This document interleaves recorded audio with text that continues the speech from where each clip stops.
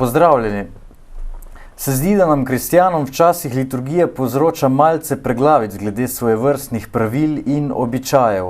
O njih in pa še o marsičem drugem bomo danes govorili z našim gostom, Danielom Lasbacherjem, duhovnikom, ki je trenutno v službi kot tajnik mariborskega nadškofa, je pa tudi glasbenik. Dobrodošli, Daniel. Lep pozdrav, pozdravljeni tudi z moje strani. Živijo, ni še tako dolgo, odkar ste duhovnik. Kdaj ste pravzaprav peli novo mašo? Ja, novo mašo sem pel leta 2003 in sicer v Gornji Radgoni, odkoder tudi izhajam. Vaša pot poklicna je kljub vsemu že kar pestra. Prva služba je bila kaplanska. Ja, tako je. 2 leti sem bil kaplan na Pobrežju, tukaj v Mariboru, blizu pokopališča, tista župnija. Kaj pa, če se vrnemo na te začetke? Kako ste se odločili za duhovniški poklic sploh, oziroma kako je vzklilo? Ja, družina naša, bom rekel, da je bila tako povprečno katoliška, verna družina. K maši smo hodili vsako nedeljo. Pogosto smo imeli tudi doma na obiskih naše domače duhovnike in verjetno je bilo tudi to tisto, da sem jih začel počasi spoznavati, pa se tudi sam, ne vem kdaj, kje, začel navduševati nad tem poklicom. Spomnim se tako iz tistih čisto ranih otroških let enega utrinka, ko sem bil tako doma na češnji, kajti ko smo mi šli češnje jesti, smo šli kar na drevo, ne? Pa tam se postregli z sadom. Pa sem razmišljal, pa jaz bi bil duhovnik, ampak niti približno mi ni bilo jasno, kakšna je pot, kako se do duhovniškega poklica sploh pride. No, pa je Gospod pokazal, kako se pride. To je en tak utrinek. Drugače tudi potem na koncu osnovne šole se spomnim, da me je takratni župnik Andrej Zrim spodbujal, naj stopim v malo semenišče v Mariboru. On me je seznanil za to ustanovo, prej je sam osebno niti nisem poznal. Pa vem, da najprej nisem hotel vstopiti, se mi je zdelo, pa ne bi jaz šel to, pa nekako nisem za to, pa tam bom največja baraba, ne vem, med svetniki. Tak, te misli so mi prihajale. Potem je bil župnik pa taktičen, poznal je enega kolega mojega, pa je še tistega povabil, je rekel, daj, ita vidva v malo semenišče. Potem pa je ta rekel, ja ti, pa greva, ne? No in potem sem tudi jaz dobil več korejže, pa sva res šla v malo semenišče. Tisti kolega je zdaj poročen, očka, ja, no jaz sem pa ostal v semenišču in potem nadaljeval v bogoslovju, študij bogoslovja, teologije in sedaj sem duhovnik. Se pravi, v srednji šoli ste bili potem gimnazijec, če pa razumem? Nisem bil gimnazijec, šel sem v tehnično šolo in to lesno. Aha. Ja. Ste kdaj razmišljali, da bi se potem tudi dejansko s tem ukvarjali, kdaj? Jaz sem dal tudi to v premislek na koncu srednje šole. Sta bile v bistvu te 2 varianti, ali se vpišem naprej na biotehnično fakulteto ali pa v bogoslovje. Aha, se pravi... Med tema 2 smerema sem nekako kolebal in potem se odločil za teologijo. Konec srednje šole je potem dokončno dozorela želja in pa odločitev. Ja, to so taki koraki, ko se v bistvu vedno znova odločaš, pa nekako pretehtaš, ali bi šel to pot naprej, ali vendarle nisem v to poklican, da sem poklican v kako drugo smer. Bi rekli, da je ta odločitev bila zelo dolga, postopna ali relativno hitra, se pravi dolgotrajna čez leta in leta, da se je to prečiščevalo, ta klic, odločitev? Ja, to je od človeka do človeka verjetno zelo različno. Pri meni, koliko se poznam, je to šlo postopoma. Se pravi, tako kot sem že povedal, iz ranih otroških let preko osnovne šole, tudi potem to bivanje v malem semenišču, zelo lepa leta, lepi spomini na to bivanje. In vse to v bistvu kot nek mozaik, ki se gradi potem naprej. Kako je bilo potem z svetništvom v malem semeništvu? Se pravi, so ti sošolci dejansko to, kar ste pričakovali, da so tako visoko? Ja, prvi dan so že moje predstave padle. Sem opazil, da sem čist enak vsem drugim, da tudi drugi niso taki svetniki, ne, da smo vsi na poti in smo se potem zelo dobro razumeli. Bilo pa nas je not kakšnih 20 fantov, od 1. do 4. letnika, pač različno, to se ne spomnim, koliko jih je bilo v katerem letniku. Ste imeli kaj sošolk na Lesni? Ja, eno pa res. Samo eno sošolko, pa še s tisto sva se že prej poznala. Aha. Je celo malo daljno sorodstvo. Dobro. Ja. Kako pa so res, recimo, starši sprejeli to odločitev, naš sin gre pa za duhovnika, čeprav je končal Lesno šolo? Starši niso vplivali ne na to, da bi šel, se pravi, me niso silili, niti nasprotovali. To se spomnim, da je mama rekla, tisto, kar boš šel, glej, da boš res vestno počel, da boš resen, da boš to tudi končal. Teh besed se spomnim. Drugače pa ni bilo kakšnih sugestij strani staršev, ne v eno, ne v drugo smer, pač preprosto odloči se. Niso bili nikoli v dvomih ali v strahovih ali... Upam, da ne. Super. Ja. Sicer pa kraji te Gornje Radgona in pa Prlekija so znani kot bogati z duhovnimi poklici. Recimo, kako bi ocenili ljudi, recimo njihovo vero? Je pristna, je bogata, je specifična kot kje drugje v Sloveniji? Gotovo je duhovni poklic, ki vzklije iz neke župnije, en odraz življenja tiste župnije. Ja, en odraz zrelosti, pristnosti tistega okolja, v katerem ljudje bivajo, živijo. Res je, v mojem času je ljutomerska dekanija imela kar nekaj bogoslovcev in sedaj nas je kar nekaj duhovnikov. Se pravi, tistih, ki smo vztrajali na poti. Tako da, jaz to ocenujem zelo pozitivno. In verjetno ni samo zgolj neka tradicija, ki bi bila povezana z verskim življenjem, ampak gre za živa občestva. Vse tako sem jaz čutil svojo domačo župnijo, kot res tisto živo, dejavno občestvo, za katerega si ponosen, da mu pripadaš in z veseljem sodeluješ in se udejstvuješ stvari, ki pač znotraj župnije potekajo. Zdaj ste že Mariborčan kar nekaj let. Ja, več kot pol življenja. Se pravi, je Maribor kraj, kjer se da in splača vztrajati, oziroma ali vas vleče morda kam drugam ven, na podeželje morda? Glede tega, kje bi bil, sem pač prepustil nekako svojim predstojnikom. Nimam kakih posebnih želja, kje bi deloval, kaj bi počel. Obljubil sem pokorščino, tako da se bom tega skušal tudi držati. Pa še tako je, ne? Zdaj, če sam izbiram neko župnijo, pa mi potem ni všeč, potem moram biti na sebe jezen. Če mi pa drugi da, pa sem lahko na drugega. Ja, tako. Ste morda razmišljali že kot bogoslovec, recimo, kam bi šel kot za prvo župnijo, rad bi, ne vem, ne bi rad bil v mestu ali pa mogoče pa bi? Ne, nisem razmišljal. Ni bilo nikakršnih predsodkov, bi rekel. Tik pred mašniškim posvečenjem je vedno kandidatom sporočeno en večer prej, kam bodo šli na župnije prve. En večer prej? En večer prej. Ja, pride škof v bogoslovje, so večernice in po molitvi potem nadškof krvni pritisk naraste. Ja. Zdaj včasih kaj že pricurljaven, tako da kandidati vejo, kam bodo šli. Kar se mene tiče, mi noben ni povedal, tako da pojma nisem imel, na katero župnijo pridem. Za Pobrežje sploh nisem vedel, da je prosto, recimo, takrat, ja, da bo sprememba. In to presenečenje, meni je osebno to kar všeč. Daleč pa le ni bilo, ne? Samo prek Drave. Ja, bi lahko šel kar s plavom. 2 leti ste bili kot kaplan tam, če se ne motim. 2 leti, ja. Ja. Še nekaj me zanima, se pravi, župnija Pobrežje je relativno mlada župnija, ne? Ne vem, kdaj je bila ustanovljena? To zdaj ne bi točno znal povedati, je pa res, da je mlada župnija. Se pravi, od 80. leta naprej nekje, tako res na pamet govorim.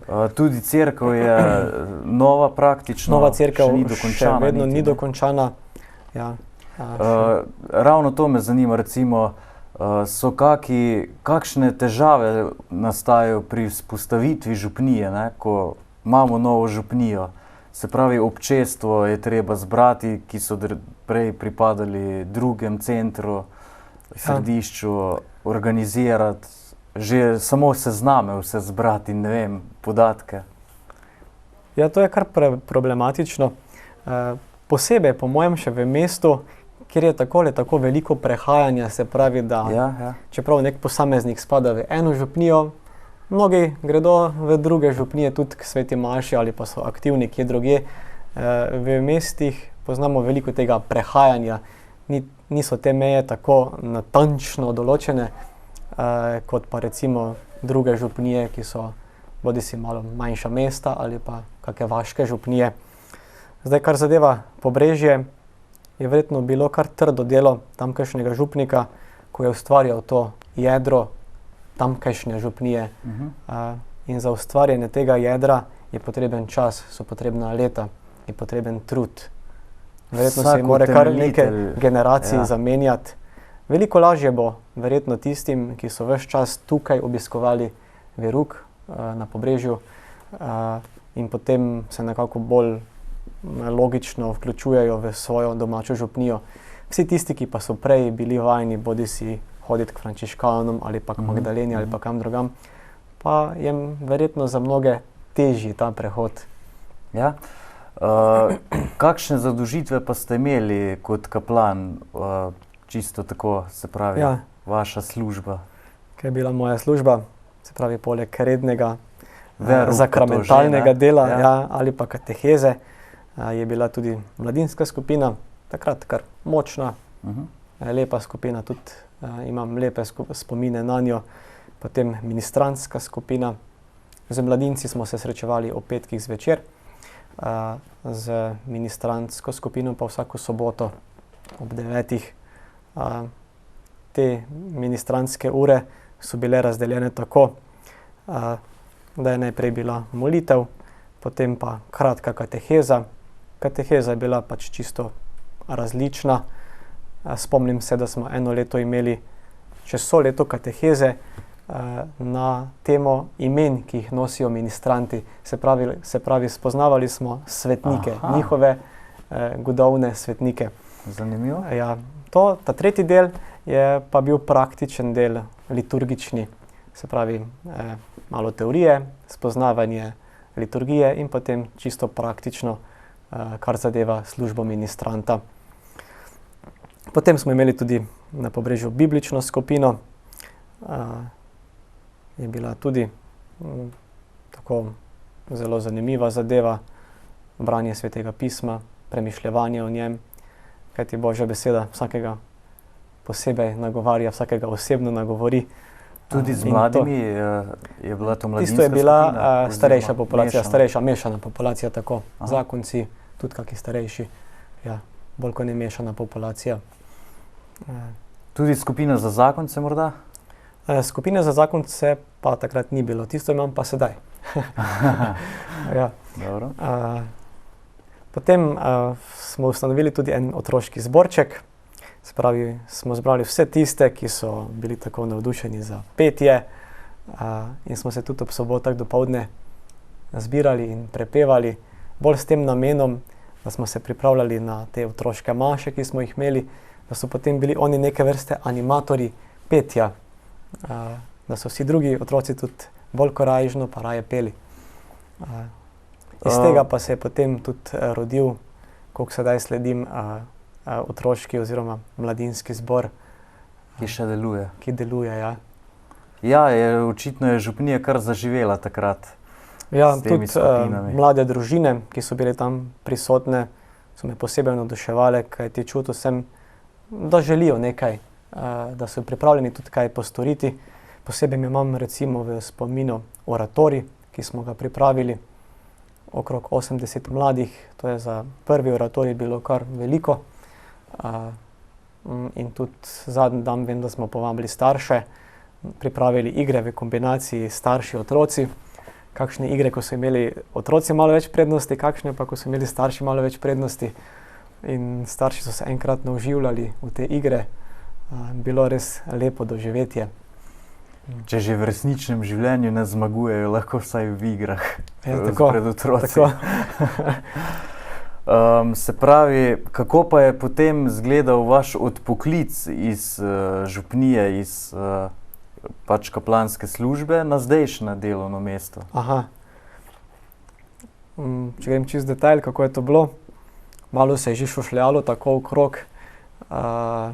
Lahko bi župnik namreč postavil. Ker se je vedelo, da bo pač se tajnik zamenjal, kajti upokojeni nadškof Kramberger je se držal enega svojega reda, da je vsakih 5 let menjal tajnika. In bilo je takrat, ko sem jaz bil drugo leto na Pobrežju, tisto 5. leto prejšnjega mojega predhodnika in se je vedelo, da bo pač on šel drugam in da bo nastopil drug tajnik. Potem pa se že išče, kdo bi lahko bil, pa tako, ne. Zdaj, kako je takratni nadškof oziroma škof mene našel, bila je naddekanijska rekolekcija na Teznem in me je preprosto enkrat malo tako poklical, ne, na stran, v en kot in pač povprašal, ne, Imam eno fino službo za vas. Da je videl, če so korenine v Pobrežju fejst močne, ali se bo dalo to kaj izmakniti, pa kam drugam premakniti. Takrat je malo nakazal, da bom verjetno šel iz te župnije drugam. Niti ni čisto direktno nakazal, da bi šel za tajnika še takrat. Potem sem pa dobil domov pisno vabilo na razgovor, no takrat mi je pa povedal, da me pač vabi, da bi bil tajnik 5 let in sem sprejel to službo. In je bilo spet romanje nazaj prek Drave, ne? Spet nazaj. Tako. Ja, spet Koliko nazaj. let pa ste potem že do danes tajnik? 6. leto teče, tako da sem že prekoračil. Ampak najprej pod Krambergerjem, sedaj pa pod že novim nadškofom, Tako, se pravi Marjanom Turnškom. Ja. Saj, to 6. leto je v bistvu nastalo tako. Upokojeni nadškof me je preprosto prosil še za 1 leto, ker je vedel, da se bo v tem letu upokojil in se za 1 leto verjetno mu res ni splačalo delati neke velike spremembe. In sem jaz tudi to sprejel, se mi je zdelo to logično. Edini tajnik v njegovi zgodovini, ki je prekoračil 5 let. Ne, to pa ni. Ne. Še eden je, ki je sedaj generalni vikar, Janez Lesnika. Pri njemu se je pa zgodilo tako, da je tisto 6. leto bil ravno papežev obisk. Takrat pa škof rabi izkušenega tajnika, a ne novinca, in je bilo tudi modro, da je še ostal 1 leto. Ja. Tako da sva 2. Dobro, zdaj pa, če pogledava še konkretno službo tajnika, kaj konkretno to pomeni, kako izgleda delovnik, katere naloge mora tajnik opraviti. Sicer vsi pričakujemo, da poznamo, kaj pomeni biti tajnik, tajnica, ampak kljub vsemu škofijski tajnik je verjetno specifična služba. Mogoče je res malo, ja. Zdaj, če bi vi hoteli priti k škofu, seveda ne bi mogli mimo mene. Tako da moja pisarna je pred škofovo pisarno in sem nekako tista vez med temi, ki želijo k škofu, bodisi fizično ali preko telefona in usklajujem termine. To je ena izmed nalog. Potem znotraj škofijske pisarne imam določene naloge reševanja nekaterih aktov. To pomagam kanclerju. Potem škofa vedno tudi spremljam na poteh, bdim nad liturgijo. Vedno se lahko kaj zgodi pri liturgiji, ki je pač vedno nekaj živega. In naloga tajnika je, da pač ima odprte oči, da če se le da pravočasno prepreči kakšno nevšečnost. Kadar nadškof mašuje. Ja. Recimo primer, ne vem, branje Božje besede, ko je kakšna slovesnost, posebej ko škof pride, še malo bolj živci delajo, ne, in se hitro kaj zgodi, pa kakšen bralec začne brati napačno Božjo besedo. In seveda, če se to zgodi, moja naloga je, da že to prej preprečim, se pravi, da res preverim, a so prava berila, a je ta pravi evangelij. če pa se vseeno kaj zgodi, pa tudi pač moram stopiti tja do osebe, pa obrniti list, tukaj beri. Ja, to je zelo hudo, ampak Ja, se zgodi. pač treba narediti. Cerkev je živo občestvo. Ja. Mu napišete tudi kdaj kakšen, ne vem, zahvalni govor ali celo pridigo, če ne utegne nadškof, če nima časa? Ne, tisto ne. Pomagamo pa že pri kakih dopisih drugih, ki jih treba pripravljati. Te čisto osebne, vse tako je bilo do sedaj, je nadškof sam pisal, tako da je res bilo osebno.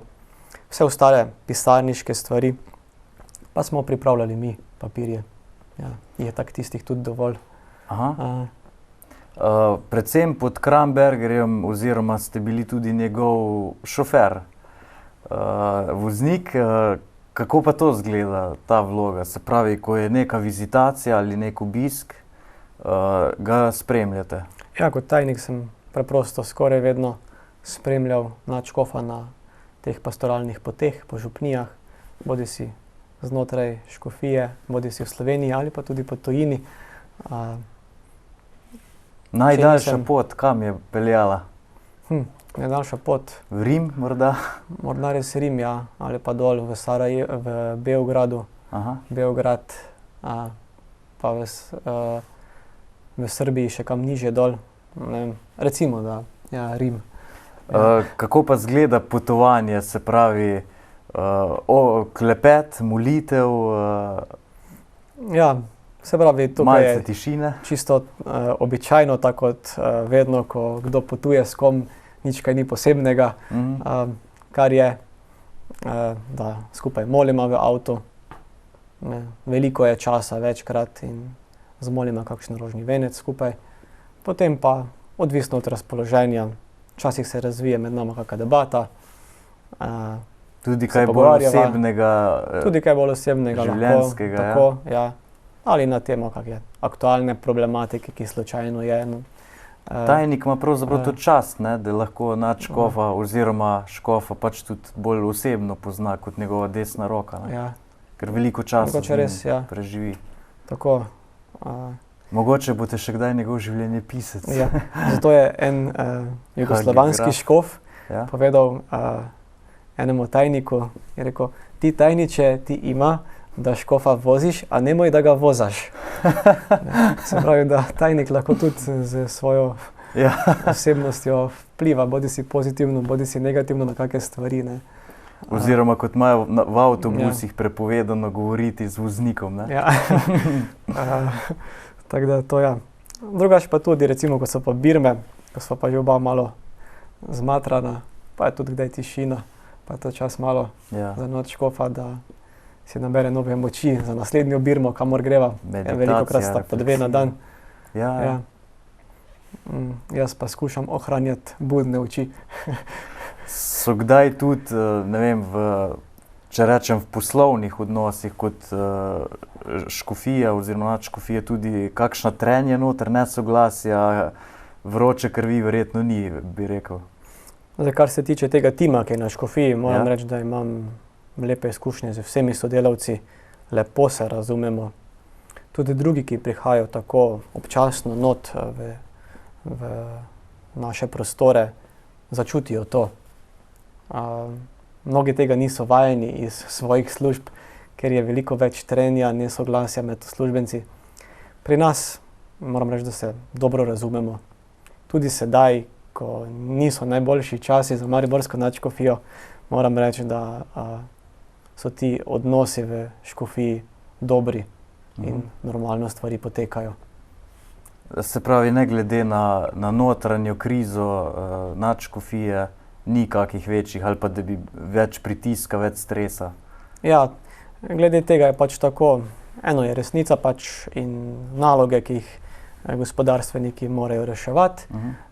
Drugo je potem tisto, kar recimo se predstavi v javnosti. Tam gotovo mora biti precej bolj zanimivo, pa napeto, ne? Da se bo vsak čas vse zrušilo, da je zadeva zanimiva, privlačna za publiko. Ta tretja pa tista realnost, ki jo mi potem tukaj živimo. Ne? Ja. Ja, vsak dan, ki ga upravljamo. Se pravi, da verjetno niso, ker pač interno poznate stvari, verjetno niso tako katastrofalne, kot mediji napihujejo. Glejte, stvari so resne, Ja. ti, ki so zadolženi, imajo težko delo, težko breme, zadeva ni lahka.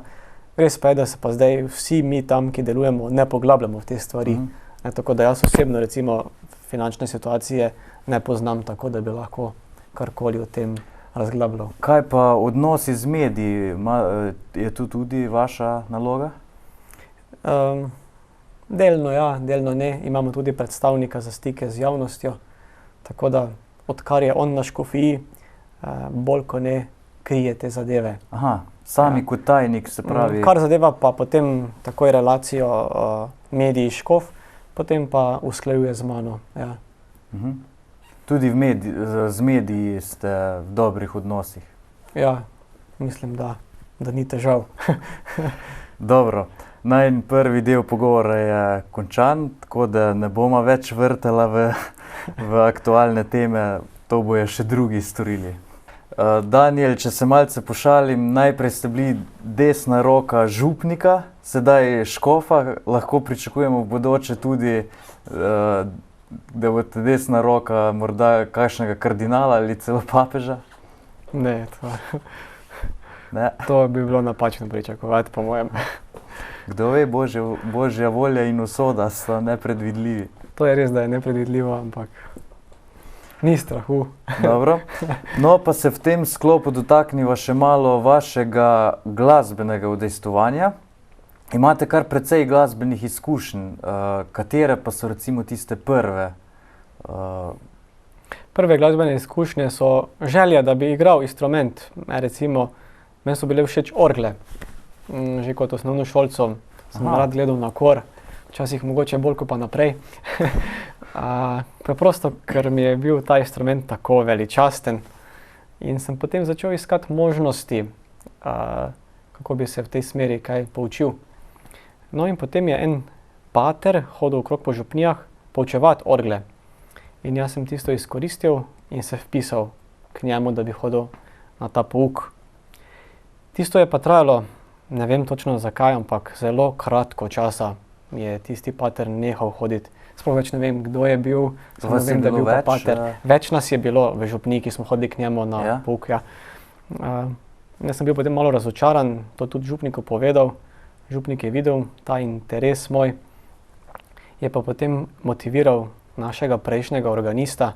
On je bil pa profesor tukaj na pedagoški fakulteti v Mariboru in potem kasneje pa kot upokojen živel v Gornji Radgoni. No in tako je nastala povezava s tem profesorjem in sva začela ure na klavirju. Te ure so bile res zanimive, dolge ure, se pravi ne tiste šolske, midva sva znala kar dolgo sedeti za klavirjem. Tudi počitnic ni bilo, oziroma je bilo tako, da so bile počitnice še bolj intenzivni čas za glasbo, ker sem seveda imel več časa. Jaz sem imel interes, on veselje delati z glasbo, tako sva se pač najdla z njim in veliko časa prebila najprej pri klavirju, kasneje pa tudi na orglah. Sta pa preigravala ne samo sakralno glasbo, smatram, ampak tudi drugo raznoliko, razno zvrstno. Na klavirju tudi kako klasično delo, seveda. V redu, kaj pa kakšni drugi inštrumenti morda še tudi? Ne, imam še kitaro, ampak bolj ko ne jo imam, kaj dosti pa je ne primem v roko, tako da na kitari nisem kaj zverziran. Kaj pa še potem nadaljevanje orglarskega izobraževanja? Ja, potem, ko sem pa prišel v Maribor, sem se pa vpisal na orglarsko šolo tukaj, obiskoval pouk orgel, nekaj let pri sestri Uršulinki, Marjeti, potem pa tudi, mislim, da 2 leti, potem pa kakšne 2 leti pa pri Mateju Podstenšku. Kaj pa igranje, ste prisustvovali, pač spremljali mašo? Ja, lahko greva tudi na začetke, se spomnim prvega igranja recimo pri maši. Tako župnik in kaplan sta že vedela, da pač se da hodim na pouk orgel, pa da že nekaj igram, pa da sem že v malem semenišču kdaj kaj špilal, pa tako. Potem pa je bilo Petrovo in Radgonska župnija je posvečena ravno svetemu Petru. Ja, in zvečer ni bilo organista pri večerni maši in takrat me je kaplan nagovoril, čuj, kaj pa če bi se pa midva dogovorila, narediva program, pa boš ti odšpilal to mašo. Pa sem privolil in to je bila v bistvu prvi javni nastop. Prva maša, ja, ki sem jo odšpilal. Se tega še živo spominjam. Potem pa seveda so se te maše začele kar vrstiti, ne, vedno več. Veliko sem hodil tudi v sosednjo župnijo, no veliko pač tako občasno, v Apače, Ja. Posebej ob kakih večjih slovesnostih, ko je Tam je pač tudi- tamkajšnja pevovodkinja Ja. želela dirigirati, potem je rabila pa organista in takrat je pač mene prosila, da bi bil za orglami, da je lahko ona dirigirala. V Radgoni pa je tudi bilo eno obdobje, ko ni bilo organista, takrat sem celo redno prevzel. Mislim, da sem takrat bil prvi ali pa drugi letnik srednje šole, nekje tam. Tako da sem redno spremljal nedeljske maše, bodisi ljudsko petje, bodisi zbor. Takrat smo tudi imeli eno turnejo in sicer ta moj profesor nas je 3 mlade organiste skupaj zbral in smo pripravili en koncert, ki smo ga potem izvajali v Radgoni, v Apačah, v Radencih, pa v Ljutomeru, ja, tako. S kakšno glasbo? Händlova Aleluja morda? Ne, se pravi, zdaj kaj se spomnim, vem, da sem igral Bacha, vsaj kakšna 2 preludija, to so mali Bachovi preludiji, nekakšna velika stvar. Za druge pa se ne spomnim, se pravi, kar se tiče klasike, je bil Bach tako najbolj izrazit. On Pa je še kakšne znan druge. mojster orgelske glasbe. Ja, tako. Dobro, kaj pa danes igranje? Še spremljate maše kot organist? Ne, na Pobrežju recimo, takrat sem še kaj igral, kakšno mašo, recimo kako večerno, je župnik maševal, jaz sem pa spremljal, to mi je bilo tako malo v veselje. Sedaj pa bolj, ko ne igram več kaj dosti. Ali poredko? Ja, ali pa poredko, ja. Tako da sem malo ven padel z tega, moram priznati. Ja. Če se zdaj zgodi, da moram kaj zaigrati, imam veliko več treme, kot pa včasih. Enostavno človek misli, da še kaj ve, pa že več ne gre tako, kot je včasih šlo. Tako, prstna kondicija. Ja, to moraš biti vedno v kondiciji. Ampak seveda, kar se tiče mojega poklica, pač življenje se obrača v eno smer in pač ni bilo več toliko možnosti, ne. Kaj pa recimo še pevske vode, če še malo to obdelava, ste tudi pevec? Ste se tudi v to smer izobraževali? Ne, nikoli se nisem v to smer izobraževal. Ja. To pa ne pomeni, da nisem nikoli pel. Še preveč morda? Ja, že v bogoslovju, najprej, ko sem prišel v bogoslovje, so me takoj povabili v oktet. Bogoslovski oktet? Bogoslovski oktet, ja. Katerega sem pa pozneje sam prevzel. Mislim, da sem ga 2 leti pa pol vodil tudi sam. Tudi zelo lepi spomini na ta leta vodenja okteta. Veliko smo prepeli, veliko tudi hodili okrog po župnijah. Okteti v Sloveniji so znani predvsem po ljudski glasbi, kako pa bogoslovski? Ja, so tudi oboje, se pravi. In ljudsko, sakralno? Tudi kakšno ljudsko in tudi sakralno glasbo, oboje, ja. Tudi duhovno, ritmično kakšno? Ne spomnim se, da bi kakšno, še nismo prišli do tega. Kako pa je danes z oktetom? Še deluje? Ja, bogoslovske vrste so se precej zrečile in trenutno ga ni. Je zelo veliko manj je sedaj teh študentov, bogoslovcev v bogoslovju kot pa v mojem času. V mojem času nas je bilo 45, mislim, da. Sedaj pa jih je okrog 20, ne, se pravi več kot pol manj. In je, vsaj poznate, toliko težje potem en oktet sestaviti, ker pač, dobro, če imaš posluh, lahko recimo drugi tenor pa prvi bas nekako poješ, ampak za prvi tenor Pa za drugi bas pa moraš pa biti talent, ne, tisto pa ne moreš. Tako je, ne more vsak vse peti. Tisto pa vsak ne more, ja. In to je pa zdaj pač tako, čisto odvisno, kakšni glasovi pridejo v hišo, ne. Takrat, ko sem jaz bil, se pač dalo ustanoviti oktet, sedaj pa imajo verjetno kakšne druge oblike, ansambel ali pa band, ne vem. Ste tudi dosti nastopili, tako morda po Sloveniji ali samo po župnijah? Največ po župnijah ali pri programih, ki so jih prirejale bodisi fakulteta ali pa škofija ali pa bogoslovje, tudi v Ars Sacra, ta umetnostna galerija. Spomnim se, da smo tudi bili vabljeni recimo v Slovensko Bistrico, v grad, se kdaj prijavili na kakšne te koncerte malih vokalnih skupin. Enkrat vem, da je bilo na Vinski gori, pa tako, ja. Festivali tekmovanja. Niti ne tekmovanja, bolj tako, se pravi, zgolj kot nastop. Da smo ljudi razveseljevali z pesmijo. Ampak orgle pa kljub vsemu so še vaša dejavnost, oziroma ste namreč profesor na orglarski šoli. Ja, ne bi rekel ravno profesor, pač tam poučujem liturgiko, te, ki so se vpisali na orglarsko šolo. Kajti liturgika je v bistvu pomemben del ravno za ta profil, če kdo želi biti cerkveni pevovodja oziroma organist, mora biti domač v liturgiji. Ja? Ja. In to je moja naloga, da jim liturgijo približam. Je liturgija vaš drugi dom? Ja, gotovo je liturgija moj drugi dom, predvsem zaradi službe, ki jo opravljam kot tajnik. Ves čas sem v stiku z liturgijo, se jo moram bolj kot ne pripravljati za škofa, takrat, ko ima liturgijo bodisi v stolnici ali pa kje drugje, ali pa vsaj bdeti, da vse tako teče, kot more. Tako da hočem ali nočem, sem padel not v liturgijo, ja. Kakšno snov in vsebino pa zajemajo vaša predavanja učencev, se pravi o cerkvenem letu, o glasbi, ki se v liturgiji uporablja, vlogi glasbe? Ja, tako, na dva sklopa je v bistvu ta liturgika razdeljena.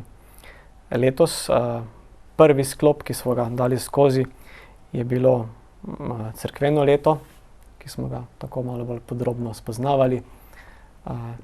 Tudi še prej malo uvodne tematike glede same liturgije, kaj je liturgija, tisti osnovni pojmi.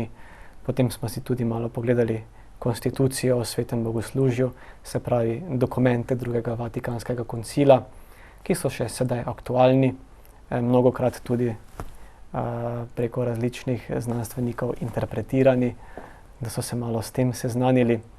Posebej z 6. točko konstitucije o svetem bogoslužju, ki direktno govori o glasbi. Ja, tako. Jo lahko povzamete na hitro? 6. točko? Ja. Zakaj gre v 6. točki? Se pravi, 6. točka osmisli glasbo. Glasba ni nekaj, kar je poleg liturgije, ampak je integralni del bogoslužja. Se pravi, sestavlja, lahko bi rekli, soustvarja bogoslužje, ne. To pomeni, da drugi Vatikanski koncil da velik poudarek cerkveni glasbi, ne. Ni to nekaj liturgija, ne maša, ja, zdaj še pa pač pojemo zraven, ne, ni tako. Ampak s tem, ko pojemo, soustvarjamo liturgijo, ne. To je recimo taki bistven poudarek v tej 6. točki. Mislim pa, da je bil tudi cerkveni dokument iz zbirke izdan o liturgiji. Ja, Musicam Sacram. Tako, ja? Ja. V redu. Pogledala bova nekaj posnetkov tudi iz, mislim, da lanske maše in na cvetno nedeljo in velikonočne maše. Pa me zanima, če pogledamo malo liturgijo tega obdobja, se pravi velikonočni čas, veliki teden, kaj je značilno za to liturgijo?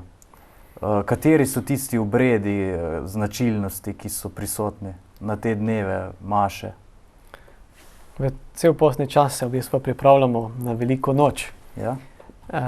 Velika noč pa je sestavljena v bistvu iz 3 dni, ne. Veliko noč na nek način začnemo praznovati že na veliki četrtek zvečer. Ne? Ni velika noč samo nedelja, ampak vsi 3 dnevi. To je ena sama velikonočna skrivnost. In takrat nas liturgija vabi, da bi na poseben način spremljali Jezusa po tistih poteh, kjer je hodil tiste dni pred svojim trpljenjem, smrtjo in potem vstajenjem. In zato je tudi ta čas zelo intenziven ta čas, kar zadeva liturgijo in zahteva tudi več priprav. Bodisi glede duhovnika, ki se pripravlja na liturgijo, pa tudi pevcev, pa ostalih sodelavcev, ki ustvarjajo to bogoslužje. Je pa tudi tak, bi rekel, dosti takih internih pravil, recimo kot ta, da se pokrije križ. Ne, tako v postnem času. Ja. Potem, da se ne zvončklja pri... Ja. Neha se zvoniti na Veliki četrtek. Ja. Se zapoje slava, se oglasijo zvonovi, zadonijo orgle in takrat nastane tišina. Se pravi, cel Veliki petek ni nikakršnih orgel? Ni orgel, je samo petje in ni zvonjenja. To je znamenje tiste posebne zbranosti in spremljanja Jezusa po poti trpljenja. Človeku zastane dih, ko gleda Jezusa, kakšno pot je šel, in to vse zaradi nas. In to je tista pavza, ki jo v bistvu naredimo v liturgiji. Kajti pavza ima namreč v glasbi velik pomen. Soustvarja glasbo, ne? Seveda, tišina. To je v bistvu na nek način pavza, ki govori v liturgiji. Celinska pavza. Celinska pavza, recimo. Zanimiva prispodoba. Ja. Kaj pa Velika sobota, kako je na ta dan z glasbo? Je tudi še dan tišine ali se že? Ja, Velika sobota, če pogledamo, kaj se dogaja z Jezusom, je v grobu. Župnije imajo izpostavljen Božji grob, ljudje hodijo k Božjemu grobu moliti, se pokloniti. To je en vidik. Drugi vidik, ki je povezan z našim narodom, je blagoslov jedil, ki se dogaja bodisi v župnijah ali pa tudi po vaških kapelah. To je tako čez dan dogajanje. Zvečer se pa začne osrednje praznovanje Velike noči z bogoslužjem velikonočne vigilije. Ja. Zdaj, ta vigilija se začne najprej z slavjem luči. Ljudje se zberejo zunaj, je blagoslov ognja in ob tem ognju se prižge velikonočna sveča, ki se slovesno ponese v cerkev.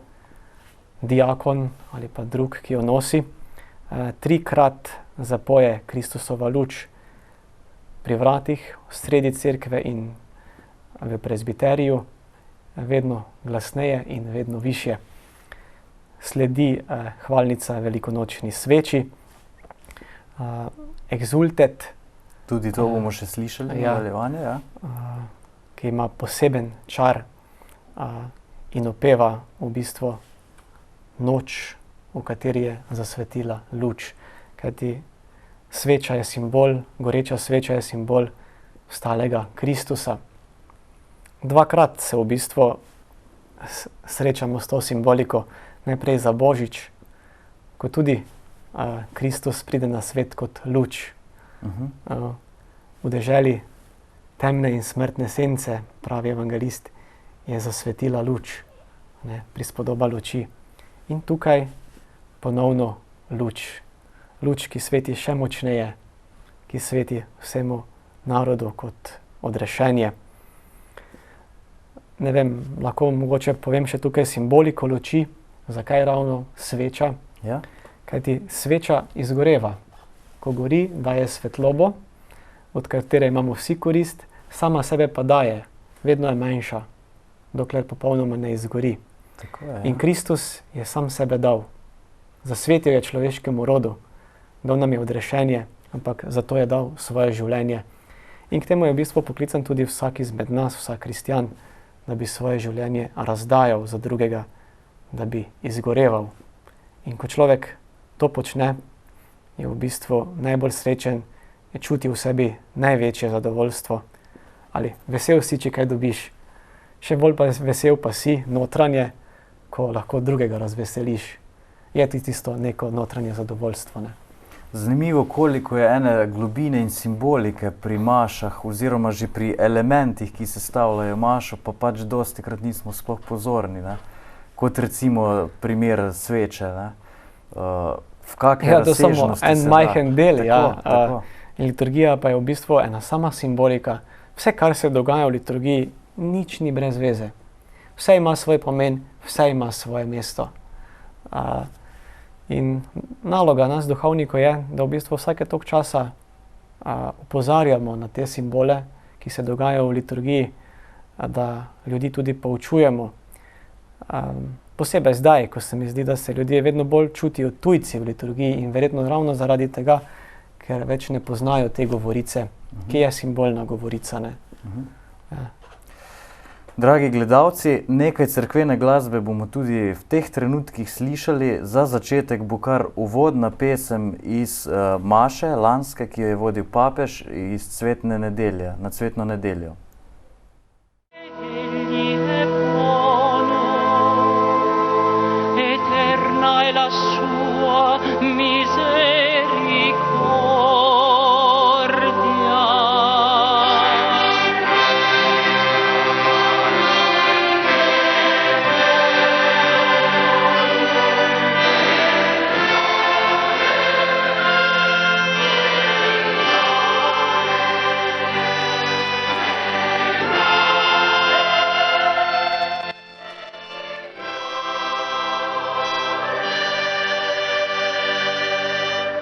Apritemi le porte della giustizia, entrerò a rendere grazie al Signore. È questa la porta del Signore, per essa entrano i giusti.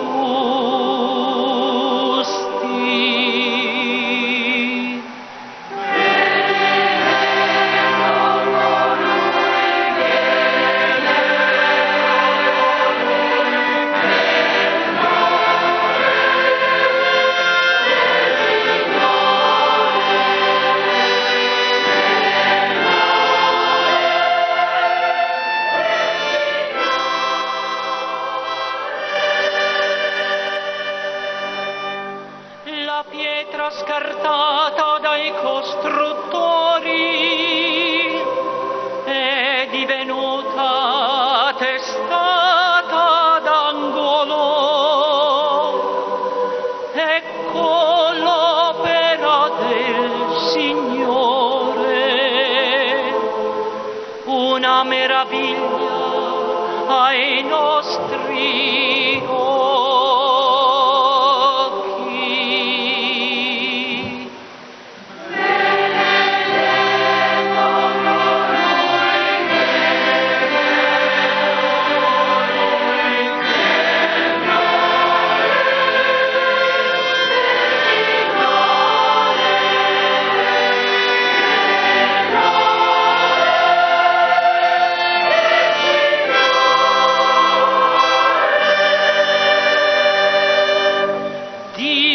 Signore, nostra luce, ordinate il corteo con rami frondosi fino ai lati dell'altare. Sei tu il mio Dio e ti rendo grazie.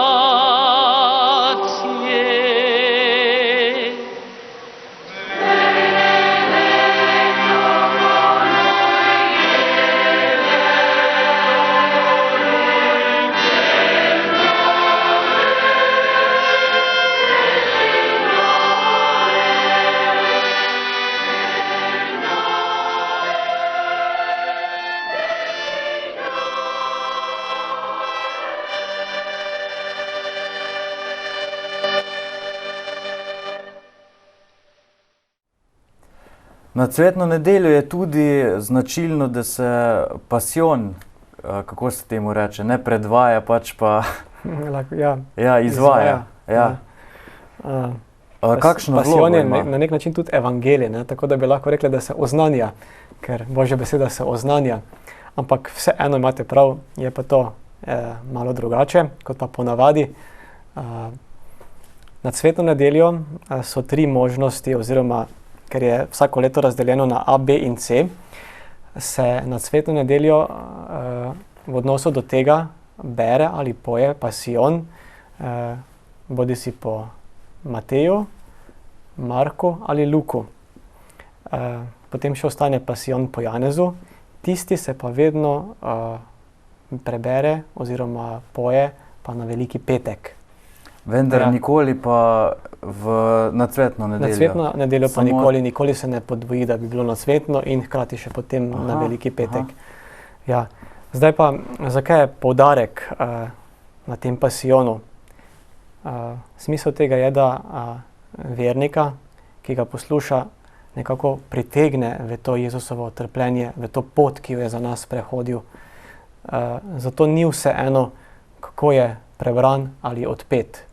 Cilj je, da tisti, ki pasijon izvajajo, se res skrbno pripravijo, ga najprej sami ponotranjijo, kajti šele takrat, ko postane nekaj del tebe, lahko potem drugemu tudi daješ. To pomeni vnaprejšnja temeljita priprava. Tudi za branje.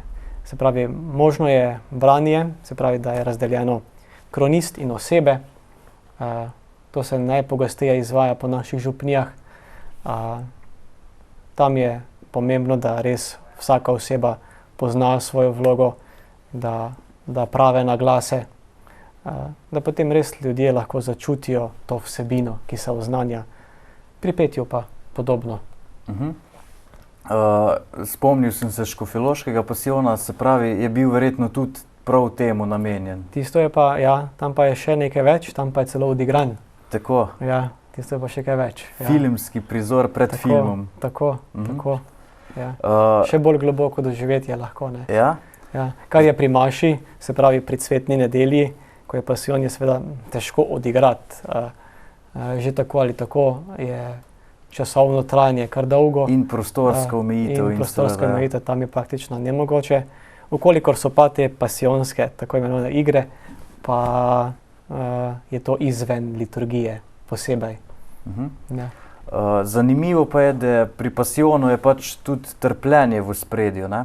Kako to, da je na cvetno nedeljo že ravno ta pasijon, kot pasijon trpljenje, tudi se pravi cvetna nedelja kot ta kontrast med to slavo prihajajočega kralja v Jeruzalem in pa se pravi trpljenje, ki ga je Jezus napovedal in prihaja. Ja, cvetna nedelja je tako en skupek vsega, vnaprej na nek način pove in verujočega seznani s tem, kaj se bo zgodilo. Tako na cvetno nedeljo pozdravljamo Kristusa kot kralja, kot tistega zmagovalca, hkrati pa ga že tudi spremljamo kot tistega trpečega človeka. Obe dimenziji sta prisotne na cvetno nedeljo. Tako na začetku je pomenljivo dejanje, recimo, je vedno blagoslov zelenja, procesija z zelenjem, s tem posnemamo tiste Jude, ki so pozdravljali Jezusa, ki je vstopil slovesno v Jeruzalem. Zanimivo sej, Jezus je velikokrat šel v Jeruzalem. Tako. Ja, tokrat pa ga pozdravljajo. Zakaj? Ker tokrat pa prihaja v Jeruzalem trpet. Tokrat se bo zgodilo pa odrešenje. In mi na nek način Jezusa pozdravljamo z zelenjem, s tem posnemamo, hkrati pa ga tudi mi osebno pozdravljamo, kajti sedaj tukaj gre za nas v to trpljenje in smrt. Ja. Vsaka liturgija je pa ponavzočanje tega dogodka, ki se je takrat pred 2000 leti zgodil. Ne. Obhajamo isto zadevo, zato podoživljamo te stvari.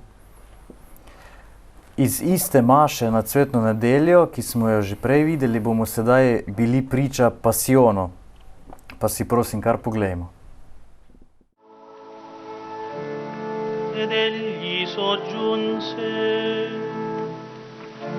ma ora chi ha una borsa la prenda, e così chi ha una sacca, chi non ha spada venda il mantello e ne compri una, perché vi dico, deve compiersi in me questa parola della scrittura, e fu annoverato tra gli empi. Infatti tutto quello che mi riguarda volge al suo compimento. Ed essi dissero: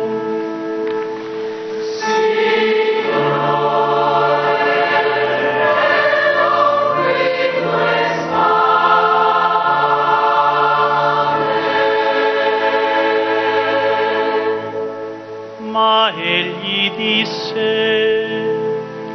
Basta. Uscì e andò come al solito al monte degli Ulivi. Anche i discepoli lo seguirono. Giunto sul luogo disse loro: Pregate per non entrare in tentazione. Poi si allontanò da loro circa un tiro di sasso, cadde in ginocchio e pregava dicendo: Padre, se vuoi, allontana da me questo calice, tuttavia non sia fatta la mia, ma la tua volontà. Gli apparve allora un angelo dal cielo per confortarlo.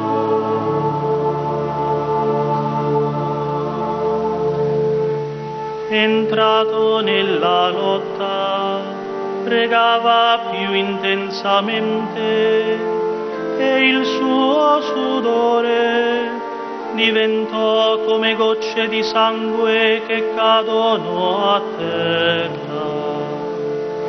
Poi, rialzatosi dalla preghiera, andò dai discepoli e li trovò che dormivano per la tristezza, e disse loro: Perché dormite? Alzatevi e pregate per non entrare in tentazione. Mentre ancora egli parlava, ecco giungere una folla di gente. Colui che si chiamava Giuda, uno dei 12, li precedeva e si avvicinò a Gesù per baciarlo. Gesù gli disse: Giuda, con un bacio tu tradisci il figlio dell'uomo. Allora quelli che erano con lui, vedendo ciò che stava per accadere, dissero: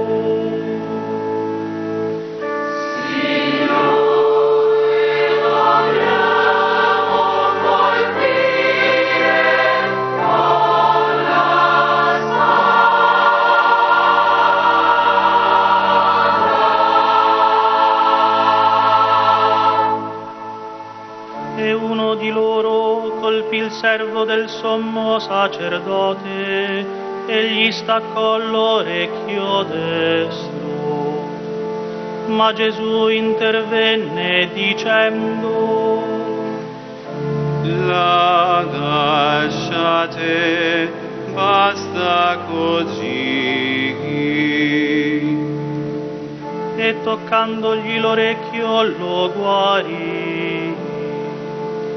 Poi Gesù disse a coloro che erano venuti contro di lui, capi dei sacerdoti, capi delle guardie del Tempio e anziani: come se fossi un ladro, siete venuti con spade e bastoni.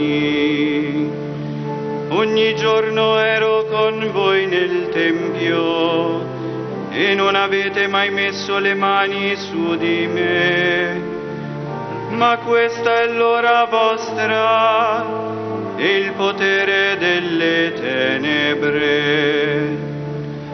Dopo averlo catturato, lo condussero via e lo fecero entrare nella casa del sommo sacerdote. Pa sva že pri velikem četrtku. In sicer bomo omenila samo eno zanimivo pesem, Jezik moj skrivnost opevaj. Tudi bomo jo videli v posnetku kasneje. Ta pesem je značilna prav za veliki četrtek, pa me zanima, o čem govori, o čem poje in zakaj ravno v tem času oziroma ob kateri priložnosti. Ja, na veliki četrtek, se pravi zvečer, je v ospredju sveta Evharistija. Lahko bi rekli, da je veliki četrtek rojstni dan svete Maše, kajti takrat je naš Gospod Jezus Kristus s svojimi učenci imel zadnjo večerjo, pri kateri se je zgodilo nekaj posebnega. Kruh in vino je spremenil v svoje telo in kri. Saj so vam znane tiste besede, ko jih je izgovoril nad kruhom: to je moje telo, ki se daje za vas. To je moja kri, nove in večne zaveze. In potem naročilo: to delajte v moj spomin. Evharistija, po kateri je navzoč Jezus Kristus med nami tudi danes, je tista največja skrivnost. In to skrivnost opeva ta pesem, katero ste omenili, Jezik moj skrivnost opevaj. Pangue lingua gloriosi je koralna stvar, tudi zelo stara, sega v 13. stoletje. Zapisal jo je Tomaž Akvinski. Vsebinsko pa zajema najprej povabilo: Jezik moj skrivnost opevaj, kaj rešnje Jezusa telo. Potem pa gre malo skozi vso zgodovino Jezusovo, kaj se je zgodilo z Jezusom najprej, da je prišel iz prečiste device, potem, da je prišlo do zadnje večerje, pri kateri je spremenil svoje telo, pri kateri je spremenil kruh in vino v svoje telo in kri. Tako da v bistvu vsebinsko zajema vse te dogodke, skozi katere je šel Jezus Kristus. Na veliki četrtek to pesem pojemo na koncu svete Maše, pri prenosu Najsvetejšega v stranski oltar. Takrat se zapoje ta cela pesem. Del te pesmi pa v bistvu vedno pojemo takrat, ko je izpostavitev Najsvetejšega tik pred blagoslovom. In sicer pojemo zadnji dve kitici v zakramentu vse svetosti. To pa vedno takrat, ko je izpostavljeno Najsvetejše. Slovensko besedilo obstaja in je verjetno tudi že staro. Ja. Ne vem, kako dolgo že obstaja, ampak kar jaz spomnim, je to seveda, tako da sem prepričan, da je tudi že v prevodu zelo stara stvar. Se pravi, mi bomo slišali posnetek v latinščini, kar seveda bo še posebej čar dalo te cerkveni glasbi kot del liturgije, pa spet kar predlagam, da zavrtimo posnetek.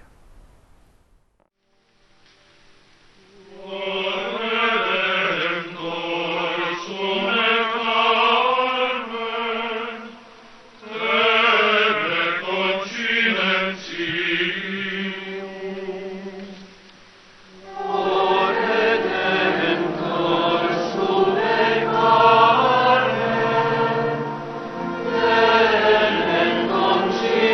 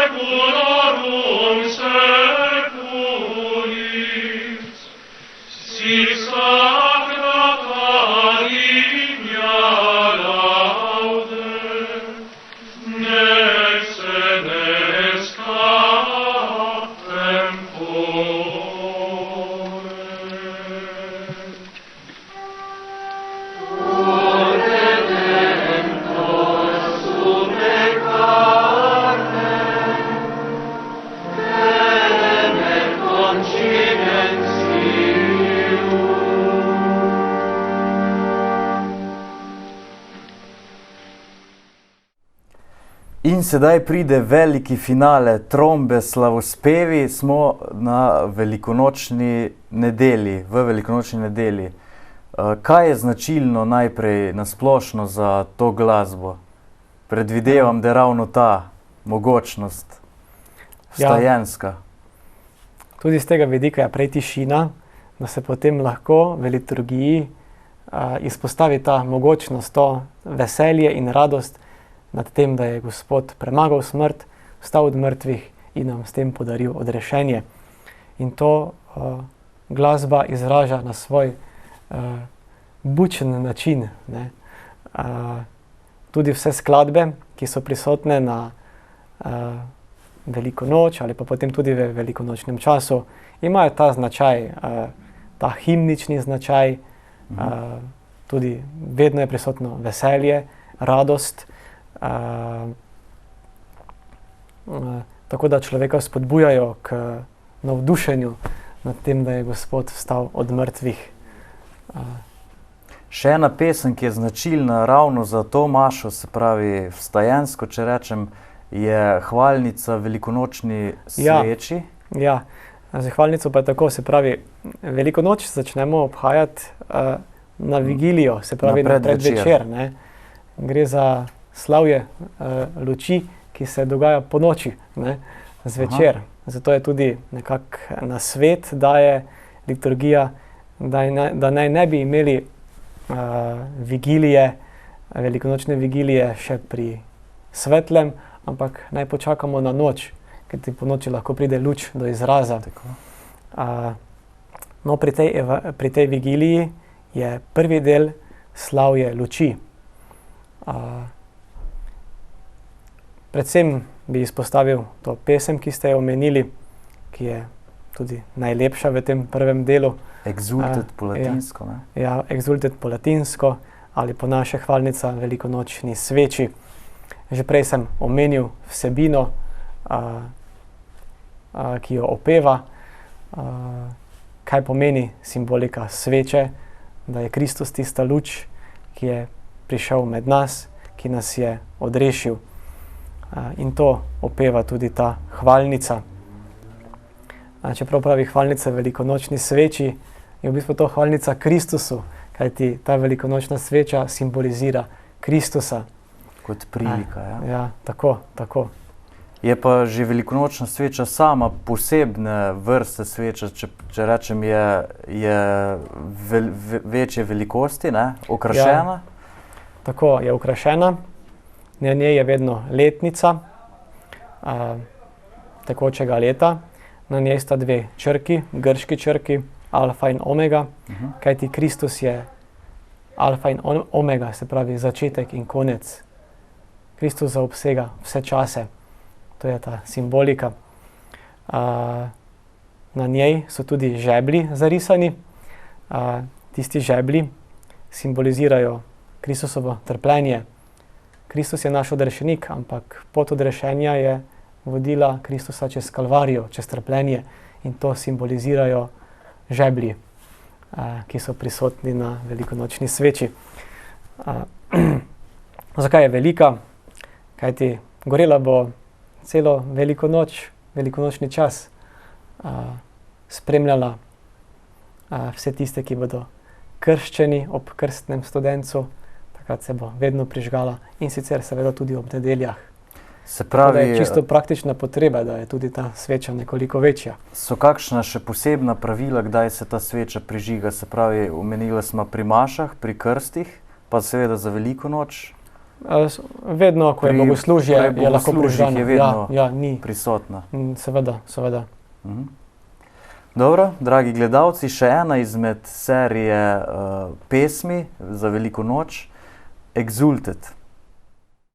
Seculi et caliginem peccatorum segregatos, reddit gratiae sociat sanctitati.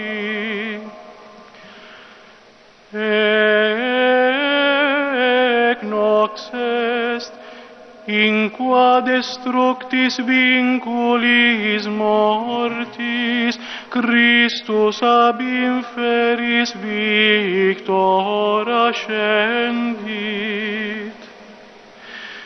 Nihil enim nobis nasci profuit, nisi redimi profuisset. O mira circa nos tue pietatis dignatio. O inestimabilis dilectio caritatis, ut servum redimeres filium tu tradidisti. O certe necessarium ade peccatum, quod Christi mortem deletum est. O felix culpa, que talem actantum meruit abere redemptorem. O vere beata nox, que sola meruit scire tempus et horam, in qua Christus ab inferis resurrexit. Ec nox est, de qua scriptum est, et nox sicut dies illuminabitur, et nox illuminatio mea in deliciis meis. Foius igitur sanctificatio noctis, fugat scelera culpas lavat, et reddit innocentiam lapsis et mestis letitiam. Fugat odia concordiam parat et curvat imperia. In uius igitur noctis gratia suscipe sancte pater, laudis uius sacrificium vespertinum, quod tibi in accerei oblatione solemni, per ministrorum manus Deo peribus apum, sacrosancta redit ecclesia. Sed iam columne uius preconia novimus, quam in honorem Dei rutilan signis accendit, qui licet sit divisus in partes, mutuati tamen luminis detrimenta non novit. Alitur enim liquantibus ceris, quasim substantiam pretiose uius lampadis apis mater reduxit. O vere beata nox, in qua terrenis celestia humanis divina iunguntur. Oramus ergo te Domine, od cereus iste, in honorem tui nominis consecratus, ad noctis uius caliginem destruendam, in deficiens perseveret. Et in odorem suavitatis acceptus, supernis luminaribus misceatur. Flammas eius Lucifer matutinus inveniat. Ille inquam Lucifer qui nescit occasum, Christus filius tuus, qui regressus ab inferis humano generis serenus illuxit, et tecum vivit et regnat in saecula saeculorum.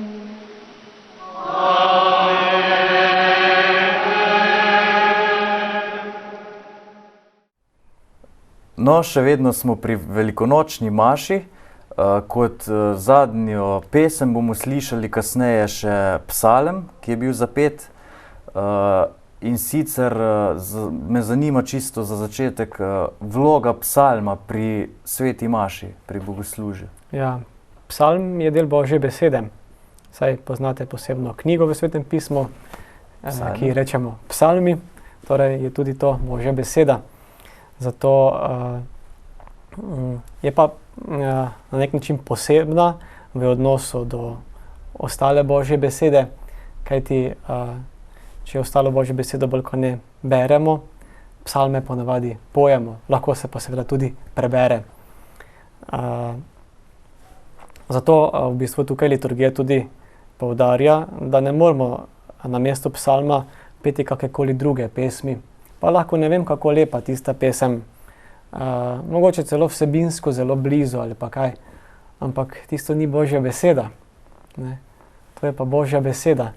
Zato v bistvu, če zamenjamo ta psalm za kaj drugega, na nek način črtamo Božjo besedo za nekaj drugega, ne? Je en, bi lahko rekli, liturgični kiks. Je pa psalm ena pestra zadeva, predvsem koralni spevi, ki jih je veliko. Potem v zadnjem času imamo tudi zelo veliko harmoniziranih psalmov, tako da je tukaj ena široka paleta dana na razpolago cerkvenim pevovodjem, organistom, velika izbira. Vendar za veliko noč pa so predvsem, če rečem, popularni oziroma v ospredju po pomembnosti psalmi, ki so slavilne narave, se pravi, če dam razliko za tiste, ki so bolj žalostinke oziroma spokorni psalmi. Ja, prav imate, psalme ločimo, se pravi po njihovi vsebini, nekateri so tako hvalilni, slavilni, himne, tako rekoč, nekateri so pa žalostinke, pač odvisno od vsebine, kaj upevajo. In seveda za veliko noč pridejo v ospredje bolj slavilni, himnični psalmi, ki poudarjajo veselje, radost. Recimo na samo velikonočno vigilijo je vedno prisoten tisti psalm: Pojte Gospodu, ker je preuzvišen. Ta psalm so peli Izraelci, ko so bili rešeni iz egiptovske sužnosti, ko so uspešno prešli Rdeče morje. Kdo ne bi bil vesel, Izraelci so bili tega veseli in od tega veselja je na dan prišel ta psalm, ta pesem, ki bomo danes tudi tukaj slišali. Sicer je že dogodek sam rešitev iz sužnosti neke vrste prispodoba odrešenja oziroma vstajenja, zveličanja. Tako. In je zelo seveda primerna za veliko noč. Če je takrat bilo rešeno sužnosti konkretne služnosti, se pravi egiptovske služnosti, izraelsko ljudstvo, pa nas Kristus vse, se pravi ne samo Jude, vsakega človeka rešuje služnosti greha. Zato je prišel na svet, da nas reši teže greha, kateremu je vsak človek zapisan in nas privede v večno življenje. Še mogoče beseda o orgelski glasbi na Veliko noč. Je kakšna posebna značilnost, kakšen poseben repertoar, kjer se uporablja, se pravi, da se poudarja ravno ta mogočnost mogoče? Ja, ko se orgle na velikonočno vigilijo ponovno oglasijo, se oglasijo seveda v vsej svoji moči. Vsemi registri, ta najmočnejši. Takrat organist pokaže, kaj zna in tudi orgle, kaj zmorejo. In s tem je spet poudarjena ta mogočnost, veselje nad tem, da je Kristus vstal od mrtvih. Tudi pesmi so z podobno vsebino in skladbe, ki jih lahko organist izvaja, morajo imeti ta značaj.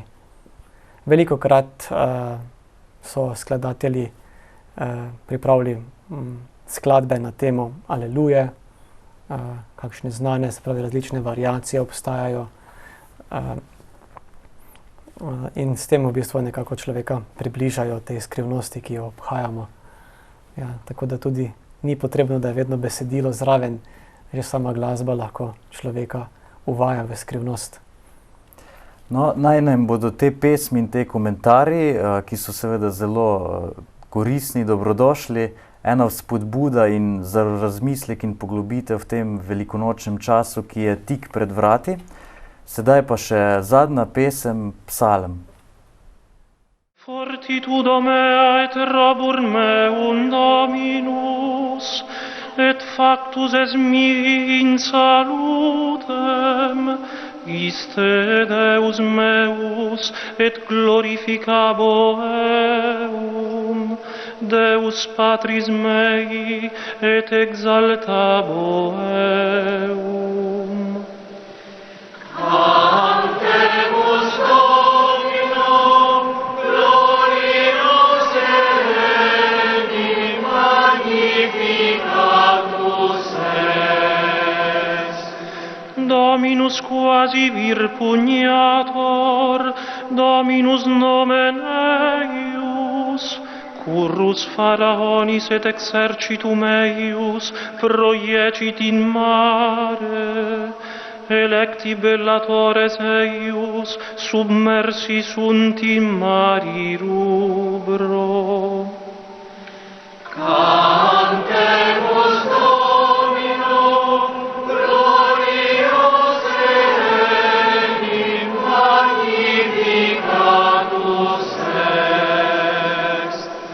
Abissi operuerunt eos, descenderunt in profundum quasi lapis, dextera tua Domine, magnifice in fortitudine, dextera tua Domine, percussit inimicum.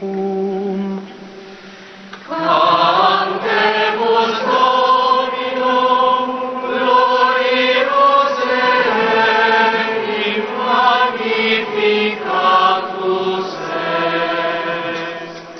Introduces eos et plantabis in monte hereditatis tue, firmissimo habitaculo tuo, quod operatus est Domine. Sanctuario Domine, quod firma verunt manus tue, Dominus regnabit in aeternum et ultra. Cantemus Domino, glorios Elenni, magnificatus est. Pogledali smo malo razne vidike liturgije, ki je seveda dobra in koristna stvar in neobhodna pri bogoslužju, če tako rečem, Ampak a ima liturgija tudi kakšno, bi rekel, negativno plat v primeru, da se preveč, če rečem po domače, dlakocepi z njo? Ja.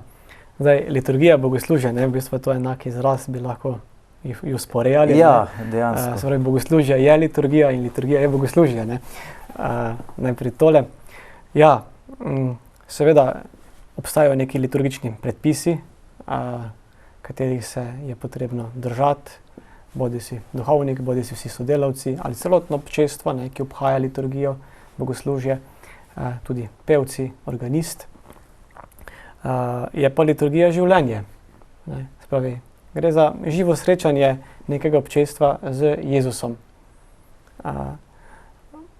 In to bi naj vedno liturgija izražala, to življenje, nekaj živega. Ampak lahko pa seveda je liturgija tudi tako navzven, sicer vse porihtano, pa je toga, ni življenja v njej. Zato je pomembno, da tisti, ki soustvarjamo liturgijo, to počnemo z vsem srcem, ne avtomatično, ne mehansko. Zato je recimo potrebno, da se organist sooči prej z liturgijo, z bogoslužjem, da ga pozna. Da ko pevovodja uči pevce pesem, da jih seznani z vsebino, da jo ponotranijo, da oni vejo, kaj pojejo, da ne pojejo kar samo neke vokale, ampak da vejo, kaj je vsebina, kaj izražajo. Da so pevci tudi poučeni, kaj je njihova vloga pri soustvarjanju bogoslužja. Prav od organista in pevcev je veliko odvisno, kakšno je vzdušje. Kakšen duh je. Ja, če je lepo petje, če je navdušujoče petje, če je duhovno globoko petje, se to pozna. In to bo velika duhovna korist potem pri vsem občestvu. Bodo domov šli potolaženi, okrepljeni z obhajanjem. Za razliko, kot sami omenjate, da je lahko pa kdaj tudi liturgija bolj toga. Tako, ja. Se pravi, da iz tega zunanjega izraza. Kdaj dopušča dovolj svobode, prostora za svobodo duha, kdaj pa ne? Ja. To je ravno to. Se pravi, liturgija dopušča, posebej po drugem Vatikanskem koncilu, veliko svobode, veliko je možnosti, kjer lahko duhovnik in drugi dajo sebe not in ustvarjajo. So pa stvari, ki pa si jih je potrebno držati. Ne bi pa bilo prav, da bi pa se nekdo spravil pa improviziral tiste stvari, ki so pa določene, da morajo biti tako. Se pravi, zadeva je jasno, tako tudi v kakih drugih poklicih, kakšna so pravila igre. To mora biti tako, tukaj pa je tvoja možnost, da daš svoj del. Recimo, taka možnost je že na začetku, uvod, je čisto prepuščen, samo navodila, v kateri smeri naj bo uvod. Potem tudi uvod, potem prošnje, lahko spremljajo še kakšni uvodi, tudi recimo darovanje, potem pozdrav miru, uvod v Oče naš še prej. Veliko možnosti je za ustvarjalnost in če se tam posameznik dobro pripravi, lahko potem bistveno soustvarja to bogoslužje. En vidik bi še rad izpostavil, kar zadeva bogoslužje, ki se mi zdi pomemben, je pa ta, da so vsi, ki ustvarjajo bogoslužje, usklajeni med seboj. To pa pomeni, da je med njimi prej dialog, med duhovnikom, med pevovodjem, da se ve, kaj je tisto bistvo, ki ga hočejo izpostaviti pri posamezni nedeljski sveti maši.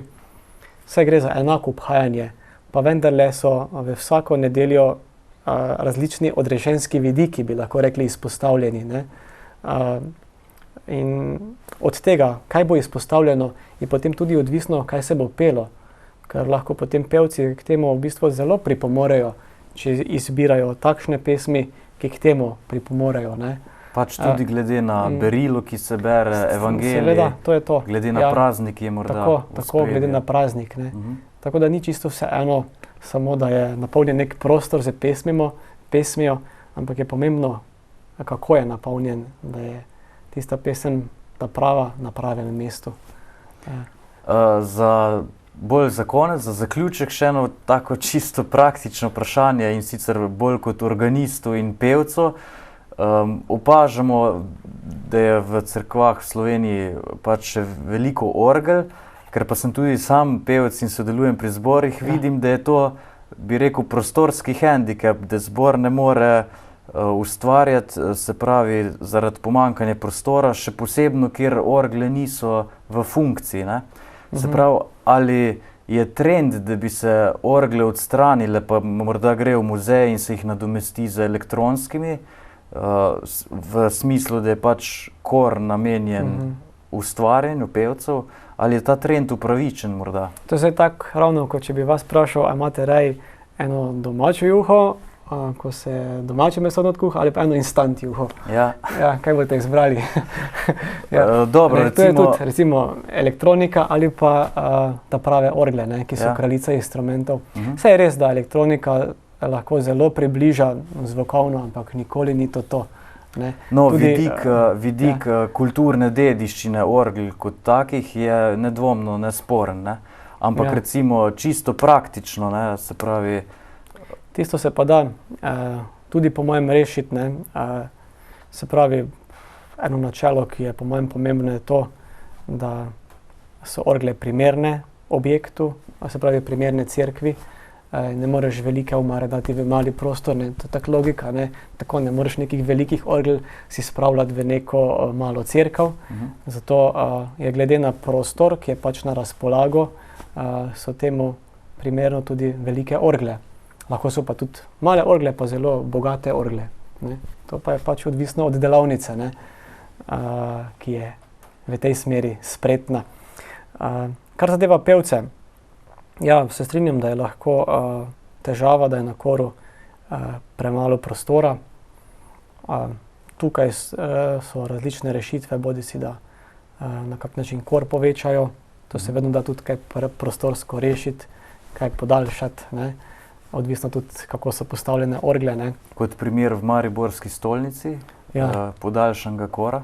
Ja, recimo so tudi podaljšali kor, ne, da je lahko navzoč tudi orkester, vsaj del orkestra. Je pa tako, res je, da se pa kdaj pri kakšni posamezni slovesnosti zgodi, da je enostavno premala cerkev, ne. Ampak to se kdaj pa kdaj zgodi. Normalno pa ponavadi ni tako, ne. Kvečjem prevelika, ker je premalo navzočih. Ja, zato verjetno ne bi bilo modro, da bi pa zaradi teh posameznih trenutkov, ko se zdi, da je premala, delali neke take tektonske premike, ne. Saj je lepo, če je kdaj premala cerkev, ko bi bila večkrat premala, pa ko bi bil kor velikokrat premajhen, tako je. Bi bilo lepo. Se spomnim, ko je bila nazadnje ena taka slovesnost, 30-letnica škofa Krambergerja, se pravi od njegovega škofovskega posvečenja, ko smo jo tukaj obhajali. Bilo veliko sodelavcev, ta zbor, on zbor, na koru, to nisi se mogel nikamor prebiti. Ampak drugače ni normalno tako, ne, takrat pa je bilo. To je pa tisti dialog med sodelujočimi potem. Tako malo je stvar organizacije, kdo, kje, kaj, ne. Pa se da tudi to rešiti, ne. Drugače je tudi možnost, da zbor najde spodaj svoje mesto, kje, če že tako, ne, če res je tako majhna cerkev, ne. Potem, če je tako majhna cerkev, potem je tako vseeno, a je zbor na koru pri orglah, ali pa kje spodaj, kaj tako ali tako je blizu razdalja, ne, in verjetno lahko teče dialog med zborovodjem, zborom in organistom, ki je gor, ne. Pomembno je, da se vidita. Ja. Dobro, mislim, da smo obdelali kar nekaj vidikov, tako teoretičnih kot praktičnih. Daniel, jaz vam zahvaljujem za to, da ste prišli k nam v goste, v naš studio. Upam, da se še kdaj vidimo, mogoče ob kakem drugem prazniku, ko bomo spet kakšno liturgično rekla in dorekla. Tako da hvala za ta obisk. Ja, hvala tudi vam za povabilo in nasvidenje. Prosim. Dragi gledalci, pa še vam zahvala, da ste bili z nami. Spremljajte nas še naprej in nam pišite na e-mail naslov jubilate@exodus.si. Se vidimo prihodnjič.